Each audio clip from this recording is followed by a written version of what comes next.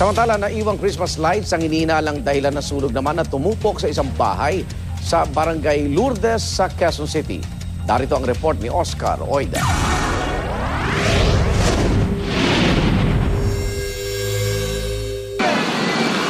Tatlong sugatan kung saan dalawa dito ang kritikal. Makaraang lamunin na apoy ang isang bahagi ng bahay na ito ng pamilya Uy sa Dapitan Street, Barangay Lourdes, Quezon City.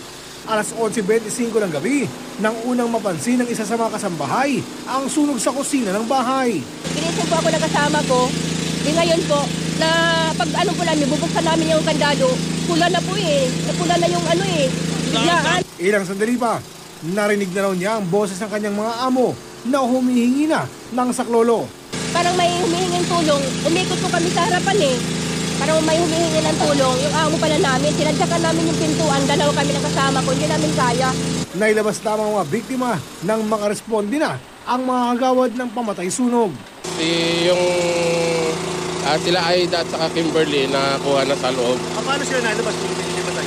Bali, hinila ng mga responding unit natin. Nasa ICU yung uncle ko, auntie ko, tinitry pang i-revive. Tapos yung pinsan ko nasa room na, okay na naman. Tatlo sila. Tumagal ng mahigit 30 minuto ang sunog na umabot sa ikatlong alarma.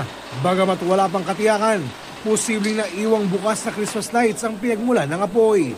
Tinatayang aabot sa 1 milyong piso ang kabuang halaga ng pinsalang idinulot ng sunog.